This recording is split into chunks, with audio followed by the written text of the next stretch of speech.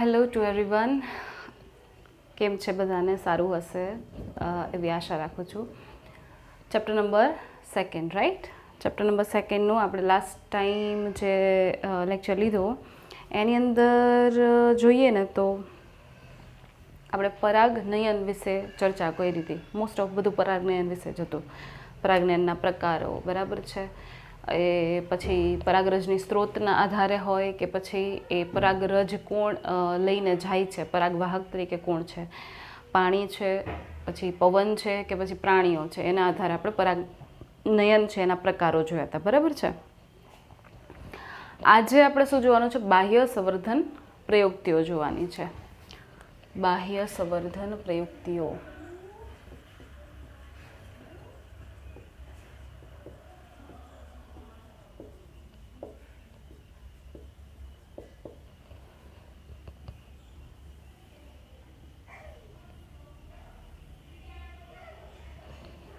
Okay, હવે શા માટે આવું બાહ્ય સંવર્ધન પ્રયુક્તિઓ જોવી પડે? તો હું તમને સાવ ક્લિયર કટ આઈડિયા અહીંયા આગળ આપી દઉં છું, બરાબર છે. અહીંયા સમજી લેજો, એટલે આ લેક્ચરમાં સમજી લેજો, એટલે પછી ટેક્સ્ટબુકમાં બહુ મથામણ ના થાય એમ.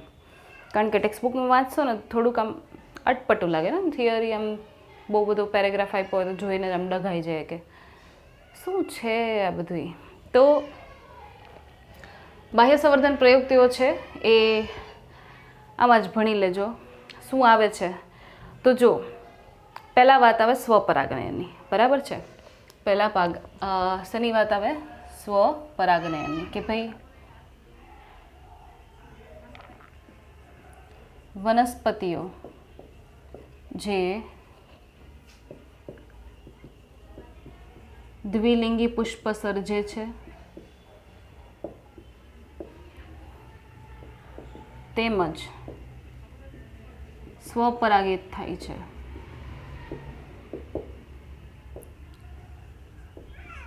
અંતઃ સંવર્ધન દબાણ સર્જાય.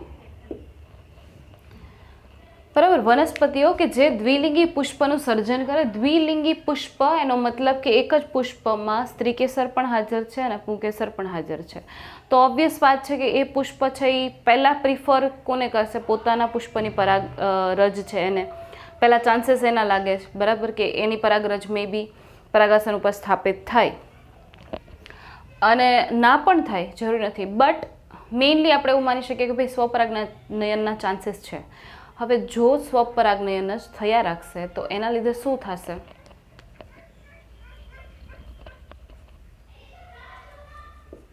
માત્ર સ્વપરાગનયન થતા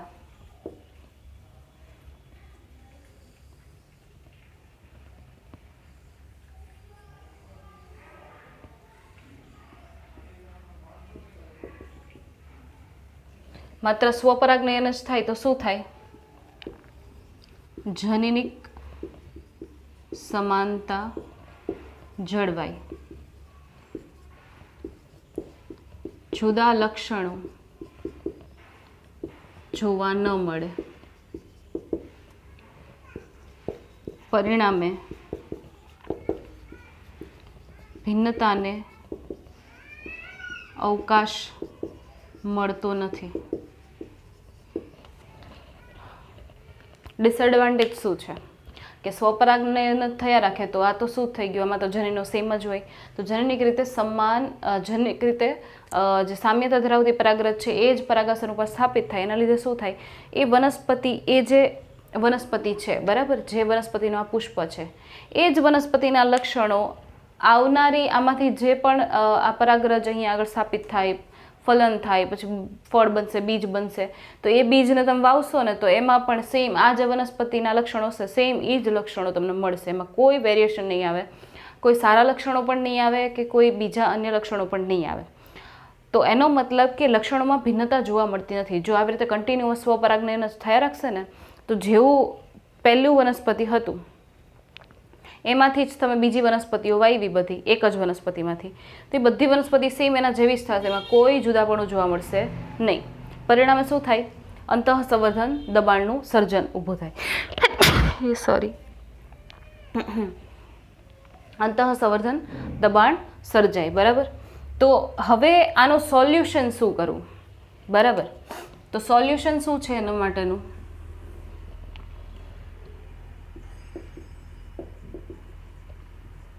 કે ભાઈ 4 ઓપ્શન વનસ્પતિઓ છે એ અપનાવી શકે. તો જે વનસ્પતિઓ દ્વિલિંગી પુષ્પ સર્જે છે,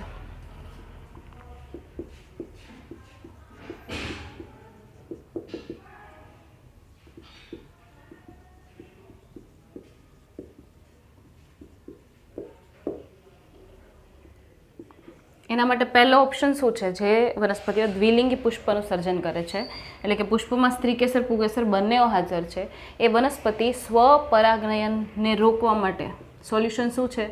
સ્વપરાગનયનને રોકવા કે અટકાવવા માટેના પ્રયત્ન. તો કયા પ્રયત્ન કરશે એ? તો કે પહેલો પ્રયત્ન એ કરશે, બરાબર, કે ભાઈ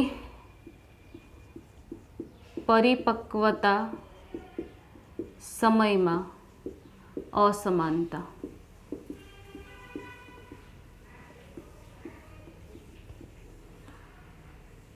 પહેલો ઓપ્શન શું છે એની પાસે? પરિપક્વતા સમયમાં અસમાનતા. એનો મતલબ શું થાય?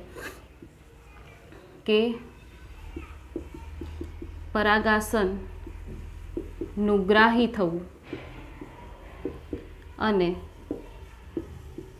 પરાગાશયનું સ્ફોટન થઈ પરાગરજનું મુક્ત થવું, તેના સમયગાળામાં ભિન્નતા જોવા મળે. શું થાય છે? પુષ્પ પાસે બંને છે, પુષ્પ પાસે બંને છે,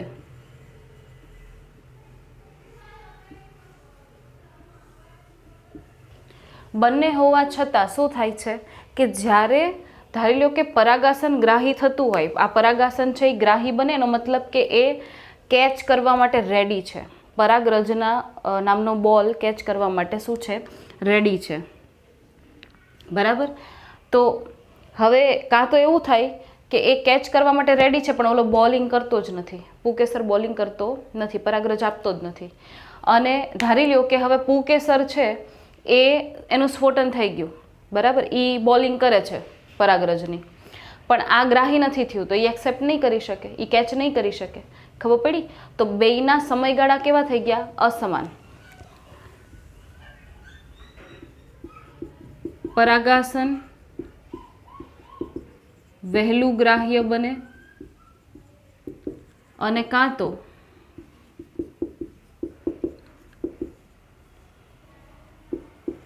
પરાગાશયનું સ્ફોટન વહેલું થાય.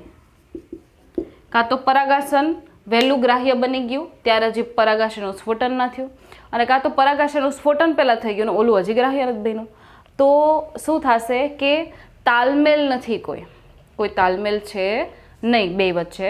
એટલે એનો મતલબ કે તાલમેલ નથી, તો માટે સ્વપરાગનયન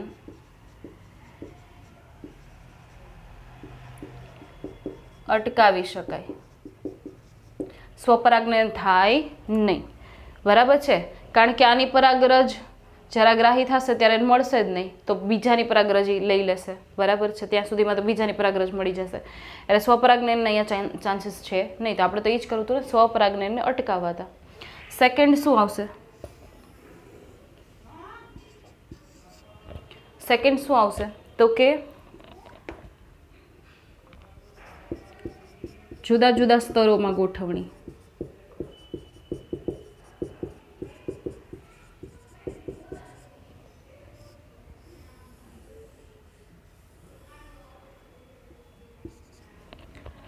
તો બીજો શું ઉપાય એ ગોતી શકે સ્વપરાગનયનને અટકાવવા? તો કે જુદા જુદા સ્તરોમાં ગોઠવાઈને.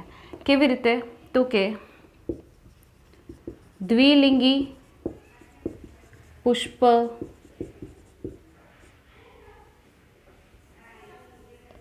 માં પુંકેસર અને સ્ત્રીકેસર જુદા જુદા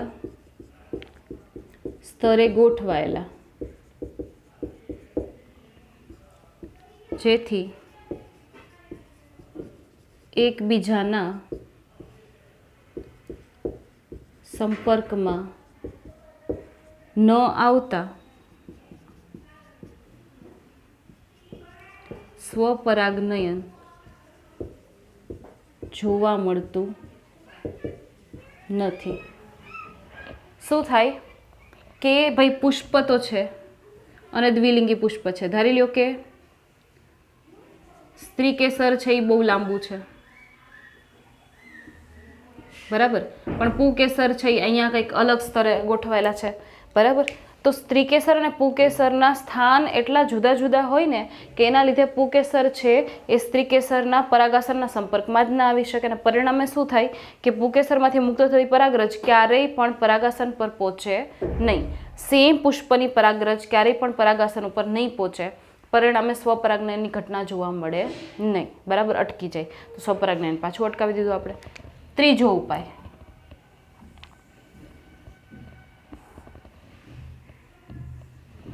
ત્રીજો ઉપાય શું છે તો કે સ્વ અસંગતતા.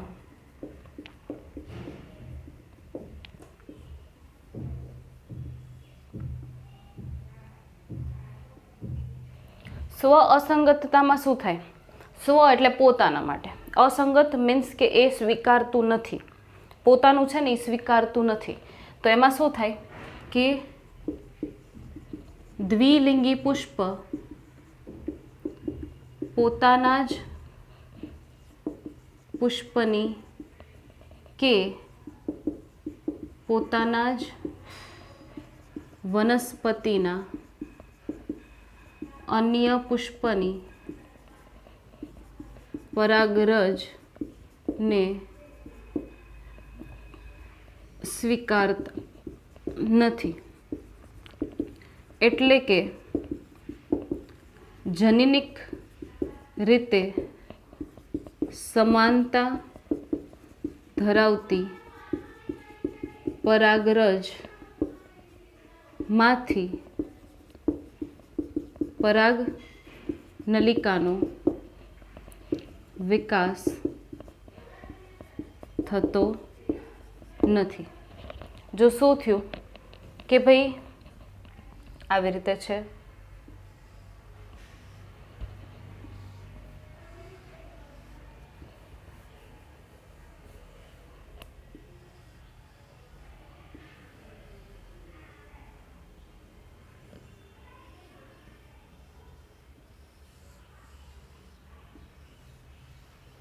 બરાબર. આ રીતે બે પુષ્પ છે, ધારી લ્યો કે અલગ અલગ વનસ્પતિના છે, બરાબર, અલગ અલગ વનસ્પતિના.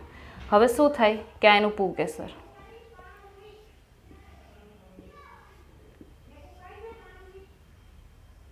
આ એનું પરાગાસન,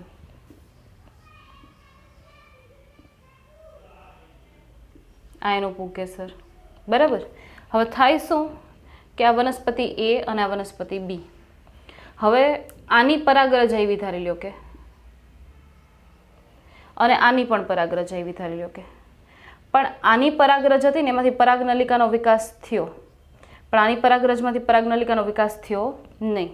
તો એનો મતલબ કે આ પોતાની ને પોતાની પરાગરજ હોય ને તો જનનિક રીતે સમાન હોય, એને અંકુરણ થવા માટે એ પરાગાસન છે ને અલાઉ ના કરે. પોતાની ને પોતાની પરાગરજને સ્વીકારશે નહીં. સ્વીકારશે નહીં એટલે એવું નહીં કે પોતાના ઉપર સ્થાપિત ના થવા દે, સ્થાપિત તો થાય પરાગરજ. પરાગરજ તો કેટલાય વનસ્પતિની આવી નાના ઉપર પડી જાય, બરાબર, એ તો કાંઈ નક્કી જ ના હોય. પણ પરાગરજ ધારી લો કે 100 પરાગરજ આવીને પડી ગઈ આની ઉપર, પણ એ 100 પરાગરજમાંથી એને એમ લાગશે ને કે ભાઈ આ મારા માટે સંગત છે, એને જ એ જ પરાગરજને પરાગનલિકાનો વિકાસ કરવા દેશે. આ પરાગરજ, અને જો એને સ્વીકૃતિ મળે ને તો એમાંથી પરાગનલિકાનો શું થાય? વિકાસ થાય. તો એનો મતલબ કે વનસ્પતિ જે છે ને એ સ્વપરાગનને અટકાવવા માટે કયો પ્રયત્ન કરે છે? તો કે પોતાના જ પુષ્પની કે પોતાના જ વનસ્પતિની અન્ય પુષ્પની પરાગરજ જે સમાન જનનિક રીતે સમાન છે એની પરાગરજને એક્સેપ્ટ જ નથી કરતું, એને પરાગનલિકા વિકાસ કરવા જ નથી દેતું. પણ બીજા અન્ય વનસ્પતિની તમે પરાગરજ લેશો ને તો એને પાછું એના માટે એ સંગત હશે, બરાબર છે, એને એ વિકાસ કરવા દેશે. તો જોયું તો આને શું કહેવાય? પરપરાગનયન. સ્વપરાગનયન અટકી ગયું. ખ્યાલ આવ્યો? તો આવી રીતે, બરાબર. આ ત્રીજું હતું. હજુ એક ચોથું બાકી છે, બરાબર છે. ચોથું એ અહીંયા લખી નાખો. આમ તો ચોથો ઉપાય શું છે કે ભાઈ ચોથો ઉપાય છે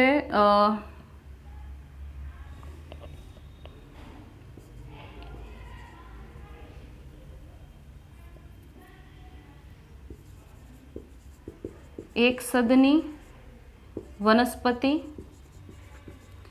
અને દ્વિસદની વનસ્પતિ. એક સદની વનસ્પતિ અને દ્વિસદની વનસ્પતિ. ઉદાહરણ, એક સદની વનસ્પતિમાં કોણ આવે? એક સદની એટલે થાય મોનોશિયસ.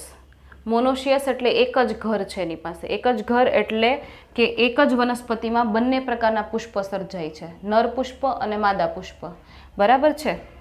અને આ સર્જે છે કેવા બધા? એકલિંગી પુષ્પ. એકલિંગી પુષ્પ સર્જવાનો. ચોથો ઓપ્શન છે એકલિંગી પુષ્પ સર્જો. દ્વિલિંગી સર્જવાનું બંધ કરી દો.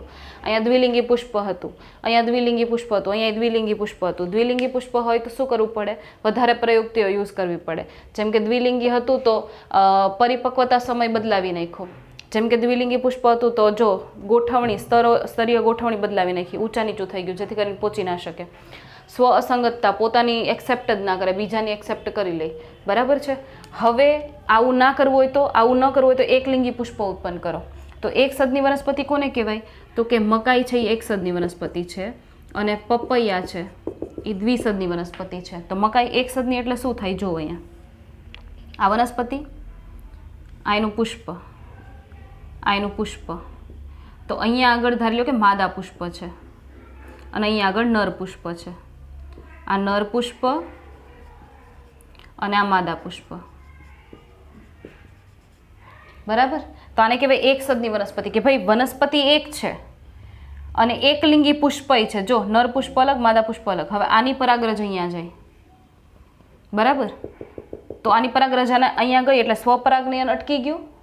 પણ સેમ વનસ્પતિ છે એટલે અન્ય પુષ્પ તો ગેઇટેનોગેમી થાય છે, બરાબર. અહીંયા શું થયું? સ્વપરાગનયન અટકી ગયું પણ ગેઇટેનોગેમી થયું. જો એક સદની વનસ્પતિ હોય ને તો સ્વપરાગનયન ના થાય પણ ગેઇટેનોગેમી થાય. આમાં પપૈયામાં તો કે દ્વિગૃહી, દ્વિસદની એટલે બે અલગ અલગ ઘર છે. અહીંયા નર પુષ્પ છે, અહીંયા માદા પુષ્પ છે. તો પુષ્પ તો એકલિંગી જ થયા ને, બરાબર છે. તો અહીંયાથી પરાગરજ અહીંયા જાય. એનો મતલબ કે સ્વપરાગનયન ન થાય, ગેઇટેનોગેમી ન થાય, પરવશ થાય. પરપરાગનયનને જ ચાન્સીસ છે. સ્વપરાગનયન જો થતું જ બંધ થઈ ગયું. જોયું તો આપણે સ્વપરાગનયન નહોતું કરવા દેવું ને, તો સ્વપરાગનયન ક્યાંય થયું? આટલામાં.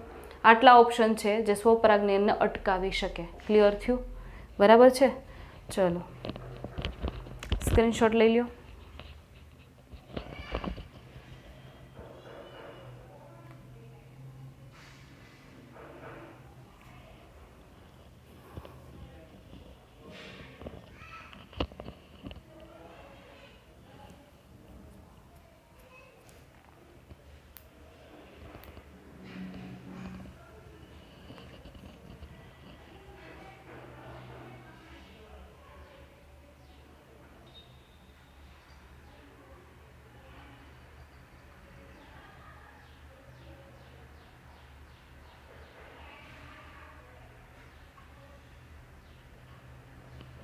ઓકે, નેક્સ્ટ છે પરાગરજ પરાગાસન આંતરક્રિયા. પરાગરજ પરાગાસન આંતરક્રિયા.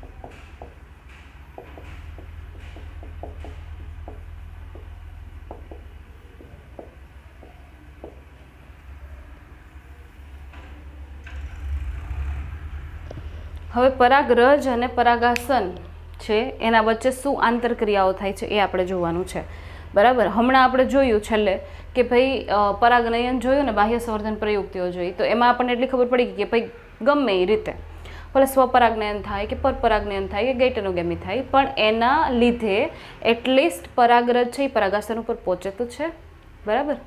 તો પરાગાસન ઉપર પહોંચી તો જાય છે, પછી એનું શું થાય છે, પરાગનયન પછીની ઘટના શું રહેશે એમ, બરાબર. તો પરાગનયન એ પરાગનયનની ક્રિયા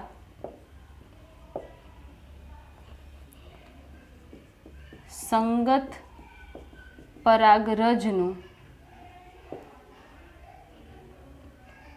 પરાગરજના પરાગાસન પર સ્થાપનની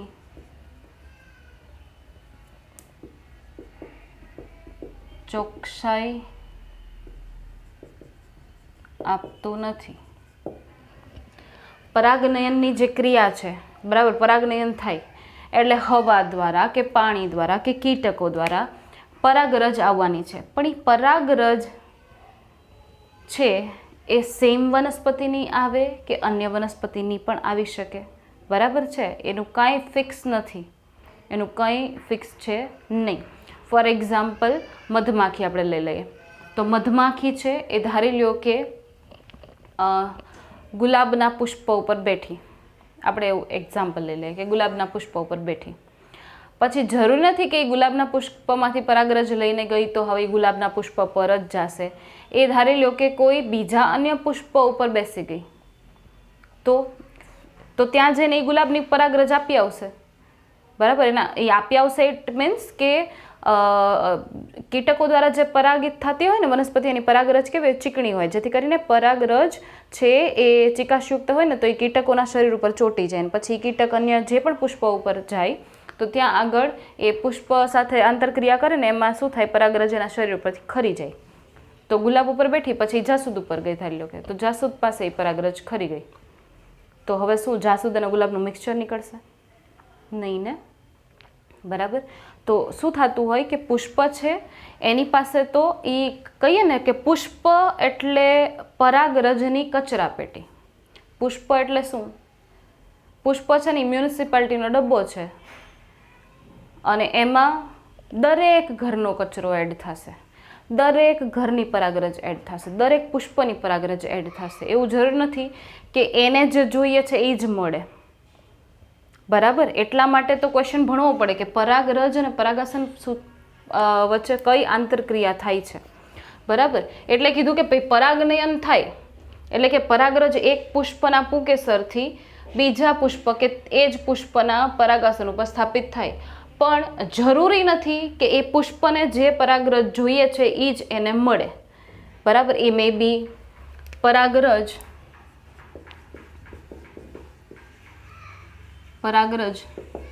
તે પુષ્પ માટે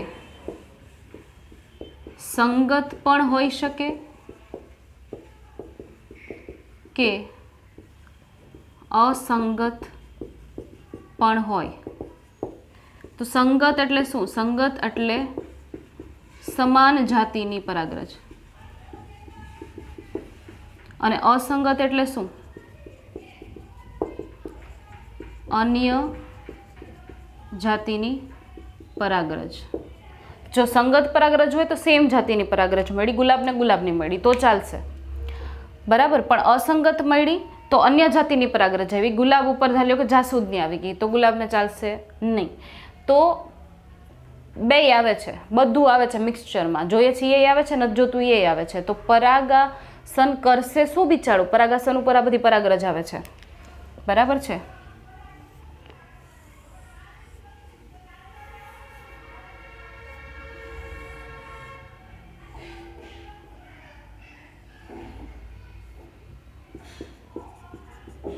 પરાગાસન અને આ છે પરાગ વાહિની, બરાબર. તો એના ઉપર આ પરાગરજ આવી,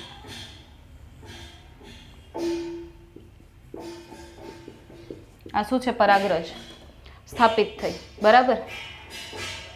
તો હવે આ શું છે? કાં તો એ સંગતે હોઈ શકે ને કાં તો કેવી હોઈ શકે? અસંગત પણ હોઈ શકે, બરાબર. કાં તો એ સંગત પણ હોઈ શકે અને કાં તો એ અસંગત પણ હોઈ શકે. તો હવે એ ચેક કેમ થશે?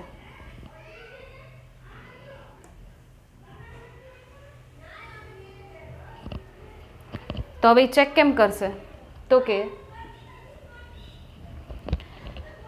બંને વચ્ચે કંઈક ડાયલોગ બાજી થઈ. કોના વચ્ચે? પરાગરજ વચ્ચે અને પરાગાસન વચ્ચે, બરાબર. સંગત અને અસંગત પરાગરજ વચ્ચેની ઓળખ માટે પરાગાસન અને પરાગરજ વચ્ચે કેટલોક સંવાદ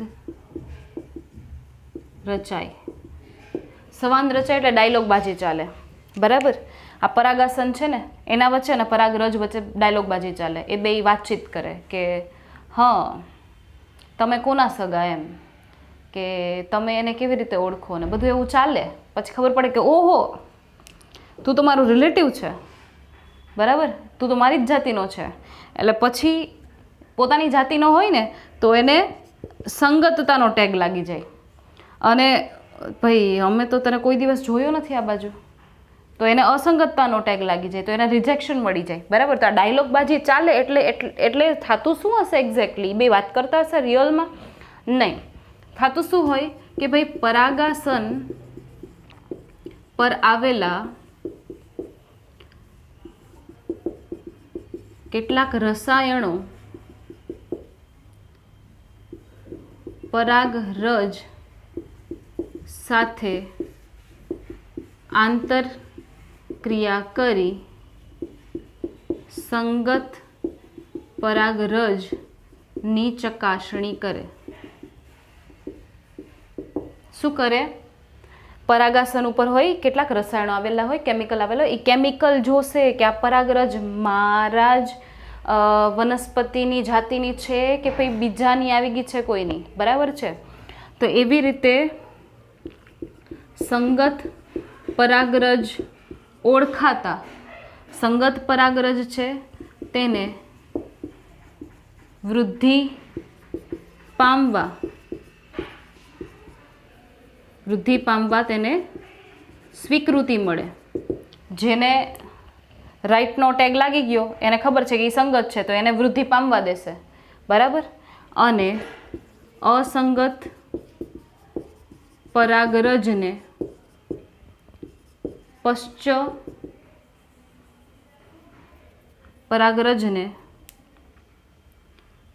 વૃદ્ધિ કરવા સ્વીકૃતિ મળતી નથી. તો સંગત પરાગરજ વૃદ્ધિ પામશે જ્યારે અસંગત પરાગરજ વૃદ્ધિ પામે નહીં. હવે તમને એમ લાગે કે ચલો બે સંગત પરાગરજ છે ને બે અસંગત પરાગરજ છે, તો એમાંથી કોણ વૃદ્ધિ પામશે? બે વૃદ્ધિ પામશે વહેલા તે પહેલાના ધોરણે, બરાબર. બે વૃદ્ધિ પામશે. જે વહેલું પહોંચી જાય એનું બધું, બરાબર. તો વહેલા તે પહેલાના ધોરણે સંગત હશે એ બધાય પોતાની વૃદ્ધિ કરશે, બરાબર. વૃદ્ધિ ઇન ધ સેન્સ પરાગરજ ની વૃદ્ધિ એટલે કે પરાગરજ દ્વારા પરાગનલિકાનો વિકાસ. તો હવે કેમ થાય એ જોઈએ. પરાગરજની વૃદ્ધિ એનો મતલબ શું થાય? તો કે પરાગરજની વૃદ્ધિ એટલે પરાગરજનું અંકુરણ, એટલે કે પરાગરજમાંથી પરાગનલિકાનો વિકાસ. જો આ પરાગ વાહિની છે અને આ પરાગનલિકા છે. આ શું છે? પરાગનલિકા. ક્લિયર? બરાબર. તો ચલો કેવી રીતે એ પરાગનલિકાનો વિકાસ કરી એ પણ જોઈ લઈએ. બસ બધું જોઈ જ લેવું છે, કાંઈ બાકી નથી રાખવું. તો કેવી રીતે કરશે કે તમે વાત એવી સાંભળી હતી આ ચેપ્ટરમાં કે ભાઈ 60% આવૃત બીજધારી વનસ્પતિઓ એવી છે કે જે પોતાની પરાગરજને બે કોષીય અવસ્થાએ મુક્ત કરી દે છે. અને મોટાભાગની આવૃત જે થોડીક બચી ગઈ બાકીની આવૃત બીજધારી વનસ્પતિ એ શું કરે છે તો કે 3 કોષીય અવસ્થાએ પરાગરજને શું કરે મુક્ત કરતી હોય. બરાબર છે. તો કેટલીક આવૃત બીજધારી વનસ્પતિઓ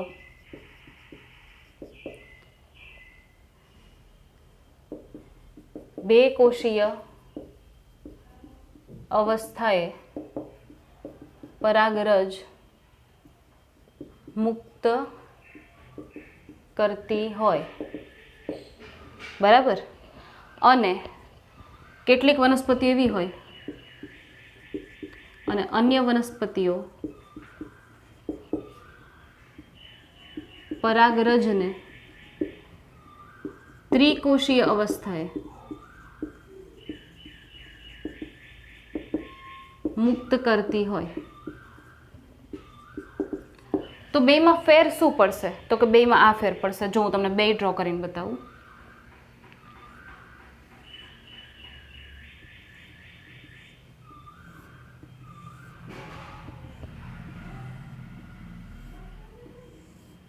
બરાબર. ધારી લો કે અહીંયા દ્વિકોષીય અવસ્થા આવી, બે કોષીય, અને અહીંયા 3 કોષીય આવી, ત્રિકોષીય. બરાબર છે. હવે થાય શું યાદ કરો, પરાગરજની ફરતે કંઈક આવરણો હતા, 2 આવરણો હતા. બરાબર છે. એમાંથી એક આવરણ કેવું હતું? એમાંથી એક આવરણ કેવું હતું? અસતત. બરાબર. એક આવરણ અસતત હતું.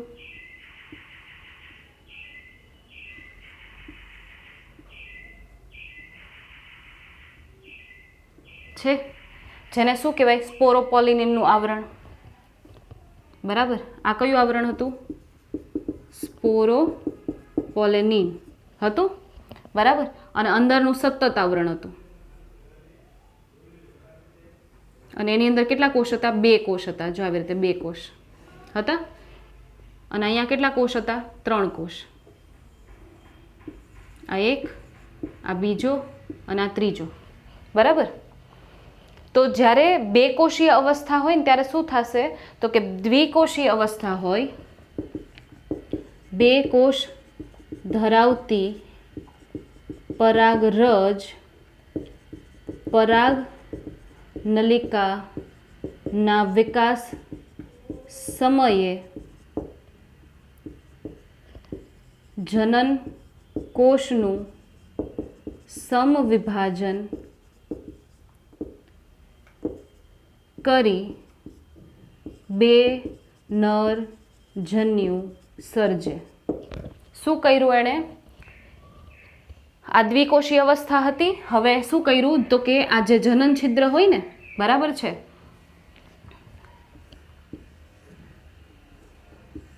જનન છિદ્રમાંથી પરાગ નલિકાનો વિકાસ થાય. સંગત પરાગરજ હોય ને તો 3 જેટલા જનન છિદ્ર છે, તો કોઈ એક જનન છિદ્ર મારફતે શું થાય? અહીંથી જો આમ પરાગ નલિકાનો શું થાય? વિકાસ. અને એ શેમાં પ્રવેશે તો કે પરાગ વાહિનીમાં પ્રવેશે. શેમાં પ્રવેશે? પરાગ વાહિનીમાં. તો જો આ પરાગ નલિકાનો વિકાસ થયો, જો અહીંયા પરાગ નલિકાનો વિકાસ થયો,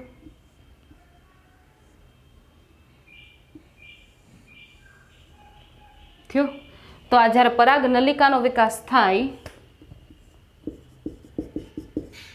ત્યારે શું કરશે તો કે આ તો ઓલરેડી 3 કોષીય અવસ્થામાં છે, પણ આ જે 2 કોષીય અવસ્થામાં છે ને, હવે એ શું કરશે?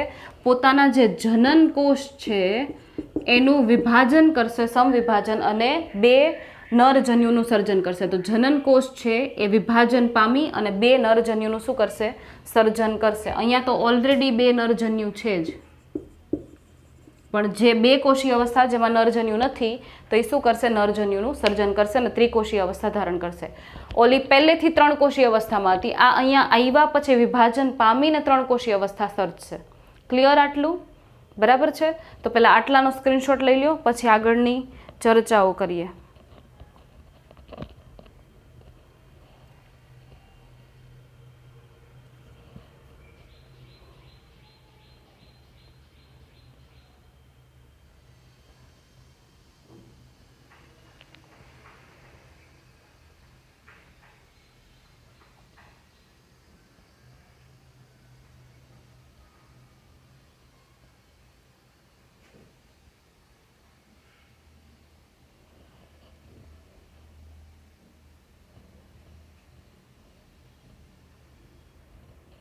ઓકે,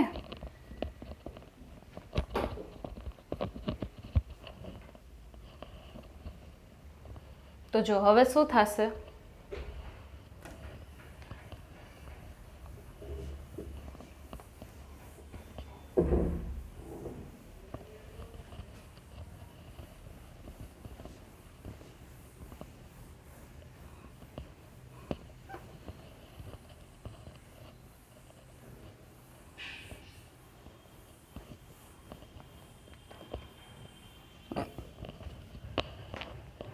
તો કે હવે કંઈક આવું જોવા મળશે. જો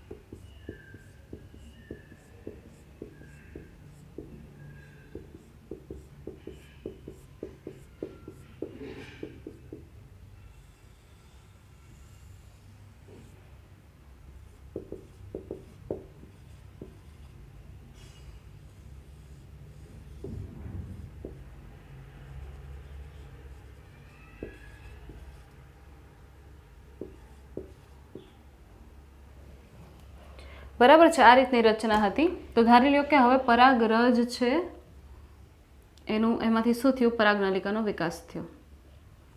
થઈ ગયો પરાગનલિકાનો વિકાસ. જો હવે આ પરાગનલિકા વિકસિત થઈ અને એમાં કયા કયા કોષો હતા, એક તો વાનસ્પતિક કોષ હતો અને 2 નરજન્યુ હતા. એક હતો વાનસ્પતિક કોષ કે જે પછી વિઘટન પામી જાય અને બીજા 2 શું હતા, નરજન્યુ હતા. બરાબર છે, તો આપણા માટે નરજન્યુ કામના છે. તો આ પરાગનલિકાનો વિકાસ થઈ પરાગવાહિનીમાંથી, આ છે પરાગવાહિની અને આ જે વિકસિત થાય છે એ છે પરાગનલિકા. તો વિકસિત થઈને પરાગનલિકા ક્યાં જશે, તો કે પરાગનલિકા છે એ અંડક તરફ ગતિ કરશે. આ કોણ છે, આ ભાઈ અંડક છે. તો પરાગનલિકાનો વિકાસ કોના તરફ થાય, અંડક તરફ. બરાબર.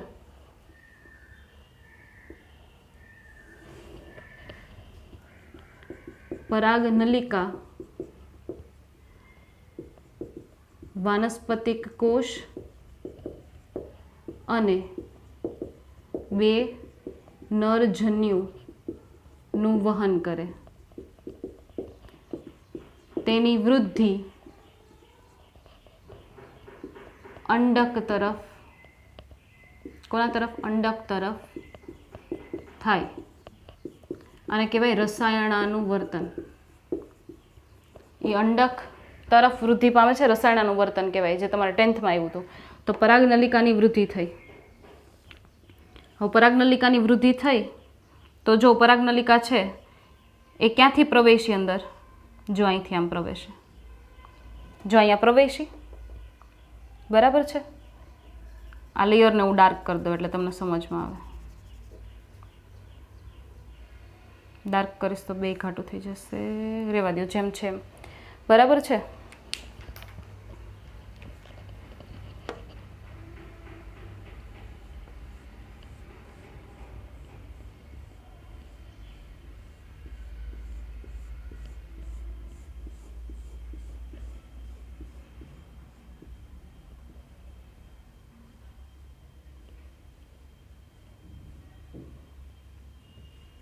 જો આ પરાગનલિકાની વૃદ્ધિ.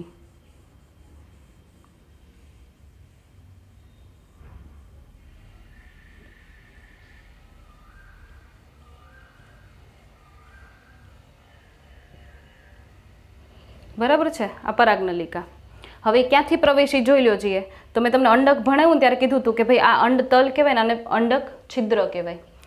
તો પરાગ નલિકા અંડક છિદ્રના ભાગેથી અંડકમાં પ્રવેશે. જો આ અંડક છિદ્રનો ભાગ છે, તો અંડક છિદ્રના ભાગેથી પ્રવેશી ગઈ પરાગનલિકા અંદર. હવે ક્યાં પ્રવેશશે? તો કે આ છે સહાયક કોષ, અને એમાં આ જે દેખાય છે ને એ છે તંતુમય ઘટક, અને આ છે અંડકોષ. બરાબર. તો હવે શું થશે? આ પરાગનલિકા છે ને, બરાબર, પરાગનલિકા કોઈ એક સહાયક કોષમાં પ્રવેશે, જેને તેમાં આવેલા તંતુમય ઘટક માર્ગદર્શન આપે. માર્ગદર્શન, માર્ગ બતાવે. કોને? આ પરાગનલિકાને. આ જે સહાયક કોષો છે ને નીચે, તો આ સહાયક કોષોમાં જો આવા તંતુમય ઘટક છે, આ તંતુમય ઘટક, તો આ બંને છે સહાયક કોષો. આ બે સહાયક કોષો છે ને આ અંડકોષ છે. તો સહાયક કોષો જે છે બે, એમાં પરાગનલિકા પ્રવેશે, અને એના તંતુમય પ્રસાધન છે ને, તંતુમય ઘટક, એને માર્ગ આપે કે ભાઈ તારે આ બાજુથી અહીંયા આવવાનું છે. બરાબર છે. તો તંતુમય ઘટક એને શું આપશે? રસ્તો બતાવશે કે ભાઈ અહીંયાથી પ્રવેશ, એમ પરાગનલિકાને કે. ખબર પડી? બરાબર. હવે શું થાય? તો કે વ્યાખ્યા. કોને કહેવાય વ્યાખ્યા? એટલે કઈ વ્યાખ્યા? એમ તો કે પરાગરજના પરાગાસન પર સ્થાપિત થયા ત્યારથી પરાગનલિકાના અંડકમાં પ્રવેશ સુધીની આંતરક્રિયાને પરાગરજ પરાગાસન આંતરક્રિયા કહેવાય. જો કોને કહેવાય આંતરક્રિયા? કે ભાઈ આ પરાગરજનું સ્થાપન પરાગાસન ઉપર થયું. હવે એ પરાગરજમાંથી પરાગનલિકાનો વિકાસ થયો અને એ અંડકમાં પ્રવેશી. તો ત્યાં સુધી જેટલી ઘટનાઓ બની, બરાબર, ત્યાં સુધીની જેટલી ઘટનાઓ બની ત્યાં સુધીની ઘટનાઓને શું કહેવાય? પરાગરજ પરાગાસન આંતરક્રિયા. આખો જે આ ક્વેશ્ચન ભણ્યા ને આપણે, સ્ટાર્ટ કર્યો, એકવાર બોર્ડ ભરાઈ ગયો, બીજી વખત બોર્ડ ભરાણો, તો એ અહીંથી સ્ટાર્ટ થયું હતું કે ભાઈ પરાગરજ આવી. પછી એણે ચેક કર્યું કે સંગત છે કે નથી. સંગત હોય તો એને પરાગનલિકાના વિકાસ માટે એણે સ્વીકાર્ય, એને એક્સેપ્ટન્સ આપી દીધું, એટલે એણે પરાગનલિકાનો વિકાસ કર્યો. જો બે કોષીય અવસ્થા એવી હોય તો પાછું એકવાર વિભાજન કરી નરજન્યુ સર્જે. ત્રણ કોષીય અવસ્થા એવી તો વિભાજનની કંઈ જરૂર નથી, ડાયરેક્ટલી કોષોને પરાગનલિકામાં જવા દે. હવે પરાગનલિકા વિકસિત થતી થતી ગઈ ક્યાં? અંડક પાસે. અંડકમાં ત્યાં ક્યાંથી પ્રવેશી? તો કે અંડક છિદ્રના છેડેથી પ્રવેશી ગઈ. પ્રવેશી ગઈ તો એ શેનામાં પ્રવેશી? તો કે બેમાંથી એક સહાયક કોષમાં પ્રવેશી. બેમાંથી એક સહાયક કોષમાં શું હતા? તો કે તંતુમય ઘટક હતા. એ તંતુમય ઘટકે એને માર્ગદર્શન આપ્યું કે ભાઈ તારા અહીંથી પ્રવેશવાનું છે, બરાબર, આ બાજુથી તારે આવવાનું છે. ક્લિયર થયું? તો અહીંયા સુધીનું જે આખી જેટલી પણ ઘટનાઓ બની, સ્થાપનથી લઈને અહીંયા સુધી પહોંચવા સુધીની, એને કહેવાય પરાગરજ પરાગાસન આંતરક્રિયા. ઓકે. બીજું એક એ છે, એ ક્વેશ્ચનમાં તમે ટેક્સ્ટબુકમાં વાંચશો તો ખ્યાલ આવશે કે તમને એમ કીધું છે કે ભાઈ તમારે અમુક પુષ્પો છે ને એની પરાગરજને એકત્રિત કરવાની, અને એ પરાગરજને એકત્રિત કરી, બરાબર, આવી રીતે એક સ્લાઇડ લઈ લીધી, બરાબર. તમારે કોઈ પુષ્પની પરાગરજ એકત્રિત કરી અને શું મૂકવાનું? પાણીનું ટીપું મૂકવાનું. પાણીના ટીપામાં પરાગરજ છે એ સ્પ્રિંકલ કરી દેવાની, છાંટી દેવાની પરાગરજ, અને આ જે પરાગરજ છે ને એના ઉપર કવર સ્લીપ મૂકી એક પાછી, અને પછી એને માઇક્રોસ્કોપમાં શું કરવાની, જોવાની, સૂક્ષ્મદર્શક યંત્રમાં જોશો ને તો અહીંયા દ્રાવણ પાણીના ટીપાની બદલે છે ને 10% શર્કરાનું દ્રાવણ આપવાનું, પ્લસ એસિડ નાખવાનું એમાં થોડુંક. એટલે શું થશે, થોડાક ટાઈમ પછી આ પરાગનલિકા, પરાગરજ છે ને એમાંથી પરાગનલિકાનો વિકાસ જોવા મળશે. પરાગરજનું અંકુરણ એટલે કે પરાગનલિકાનો વિકાસ જોવા મળશે. બરાબર? તો તમે જાતે આ પ્રયોગ કરી શકો. ઓકે, તો હવે સ્ક્રીનશોટ લઈ લો.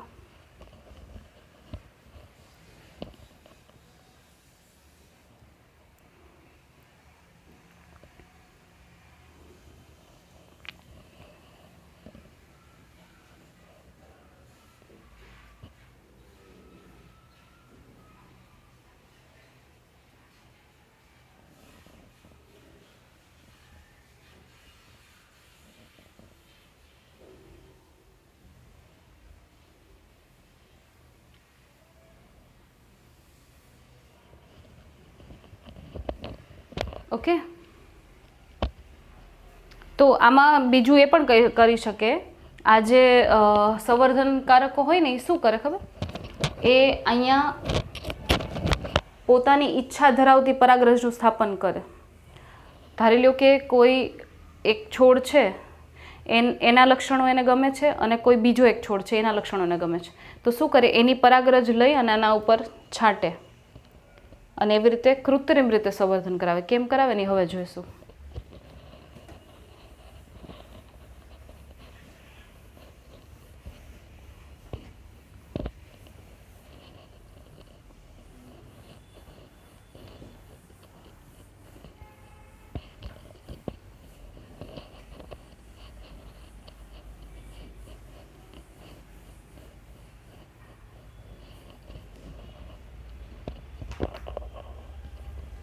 કયો ટોપિક જોવાનો છે? કૃત્રિમ સંવર્ધન.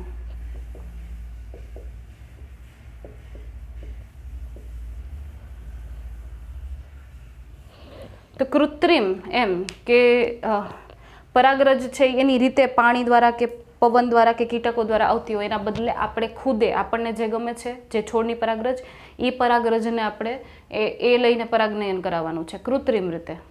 આપણો હાથ છે એમાં. બરાબર છે? તો કઈ રીતે થતું હોય, તો કે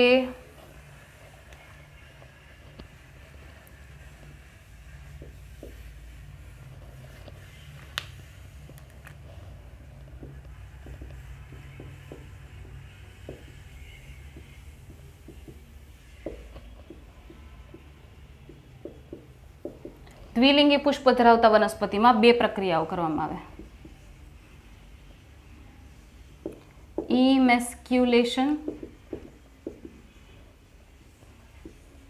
એટલે કે વંધ્યીકરણ, અને બીજું છે કોથળી ચડાવવી, બેગિંગ એટલે કે કોથળી ચડાવવી.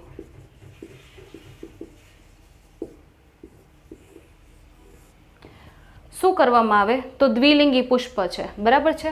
હવે દ્વિલિંગી પુષ્પમાં શું થાય, તો કે પુષ્પ કલિકામાંથી પુંકેસરને ચીપિયા વડે દૂર કરવામાં આવે, જેથી ઈચ્છિત પરાગરજ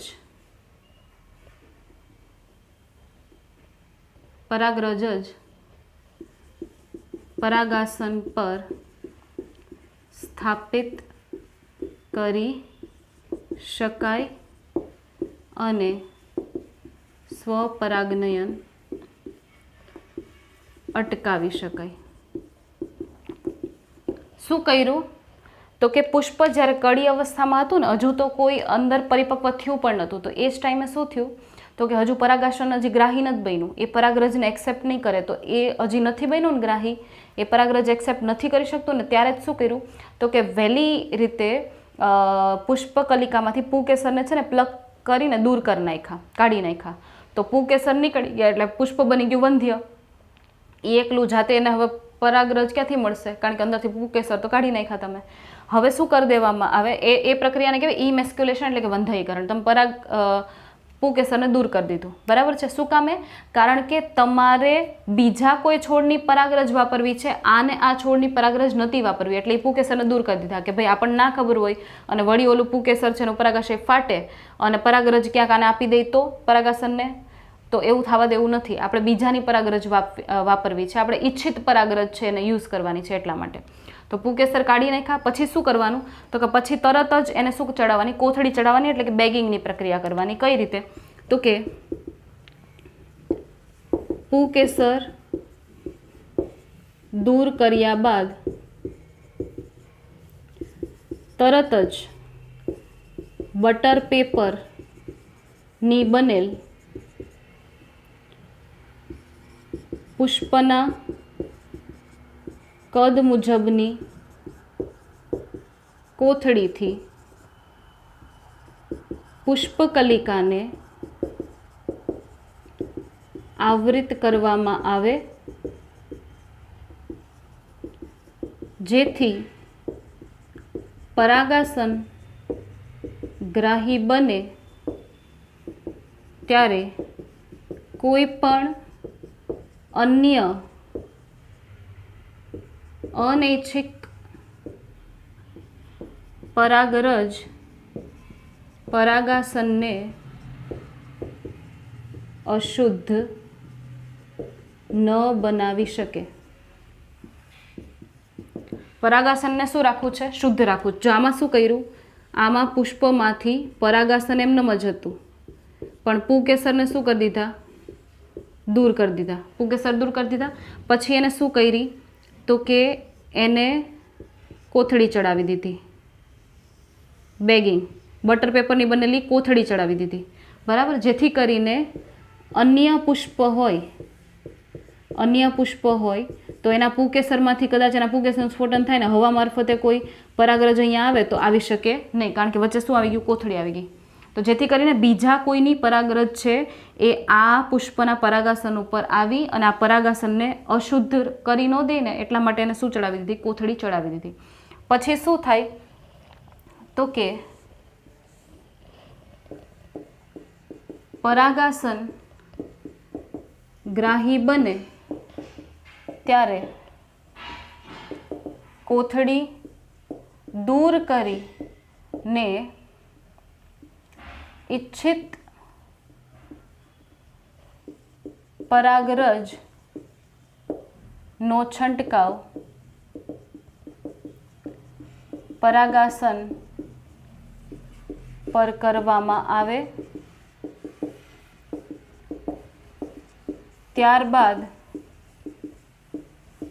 ફળ નિર્માણ માટે તેને ફરીથી કોથળી ચડાવવામાં આવે. શું કરવાનું કે હવે ખબર પડી ગઈ કે ભાઈ પરાગાસન છે હવે કદાચ ગ્રાહી બની ગયું હશે, હવે કદાચ એ પરાગરજને એક્સેપ્ટ કરી શકે, તો પછી શું કરવાની? કોથળી દૂર કરી અને આપણે જે વનસ્પતિની પરાગરજ ઈચ્છતા હોય એ પરાગરજ છે આના ઉપર છંટકાવ કરી દેવાનો, એટલે પરાગરજ આના ઉપર સ્થાપિત થઈ જાય અને વળી પાછું બીજા કોઈની પરાગરજ ના આવી જાય અને ફળનો વિકાસ આ પરાગરજ દ્વારા જ થાય, આ પરાગરજના જન્યુઓ દ્વારા જ ફલન થઈને ફળનો વિકાસ થાય. એ માટે પાછી એને શું કરી દેવાની? કોથળી ચડાવી દેવાની. પહેલાં પુંકેસર દૂર કરી દીધા જેથી એની પરાગરજ ના મળે, કોથળી ચડાવી દીધી જેથી બીજાની પણ પરાગરજ ના મળે, બરાબર. પછી ઓલું પરાગાસન ગ્રાહી બન્યું એ કેચ કરવા માટે તૈયાર થાય એટલે જેની આપણે ઈચ્છતા હોય એની પરાગરજ લઈને એના ઉપર છાંટી દીધી અને પાછી એને કોથળી ચડાવી દીધી કે ભાઈ બીજાની ક્યાંક પરાગરજ પાછી ના આવી જાય કોઈની, અને આ જ પરાગરજ છે એની જ વૃદ્ધિ થઈ નરજન્યુ મળે, ફલન થાય અને ફળ ઉગે, બરાબર છે.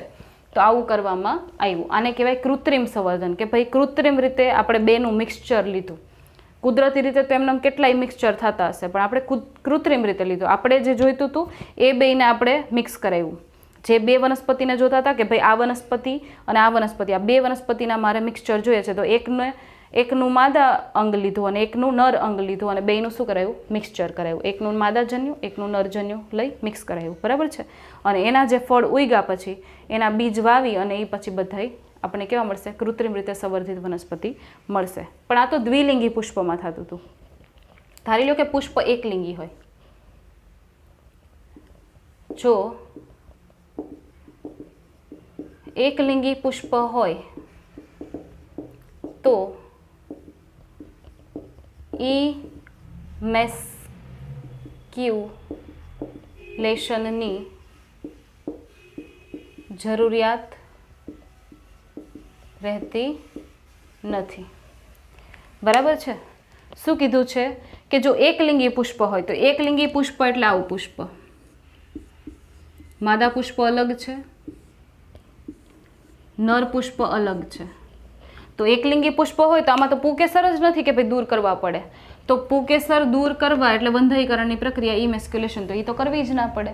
તો ડાયરેક્ટલી શું કરવાનું? માત્ર બેગિંગ એટલે કે ખાલી કોથળી ચડાવી તો સીધું જ સેકન્ડ સ્ટેપ કરવામાં આવે. સીધું જ શું આવે? સેકન્ડ સ્ટેપ કરવામાં આવે. જો પુષ્પ એકલિંગી હોય તો, અને જો પુષ્પ દ્વિલિંગી હોય તો બે સ્ટેપ પરફોર્મ કરવામાં આવે. ખ્યાલ આવ્યો? આને કહેવાય કૃત્રિમ સંવર્ધન. તો સ્ક્રીનશોટ લઈ લો.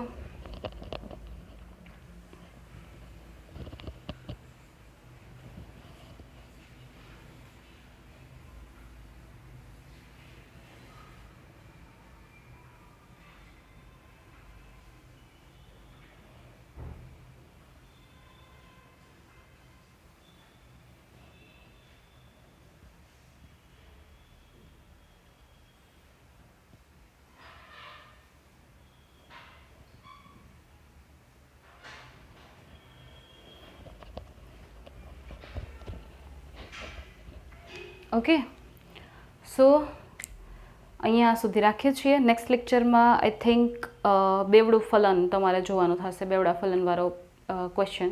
બરાબર છે. તો ત્યાંથી આપણે કન્ટિન્યુ કરશું. મોસ્ટ પ્રોબેબલી આ વીકમાં આપણું ચેપ્ટર પૂરું થઈ જશે, second chapter text book wise. બરાબર છે. અને નીટ છે એ પછી નિરાતે એ પણ આપણે જોઈ લેશું. બરાબર છે. પણ આ વીકમાં તમારું ટેક્સ્ટ બુકનો ચેપ્ટર સેકન્ડ ખતમ થઈ જશે. ઓકે, તો ચલો હોમવર્ક કરવાનું ભૂલતા નહીં. હોમવર્ક છે એ જેટલું ચાલે એટલું લખવાનું જ છે, રીડ પણ કરવાનું છે. ઓકે, ચલો મળ્યા નેક્સ્ટ લેક્ચરમાં. Till then take care and goodbye. Okay.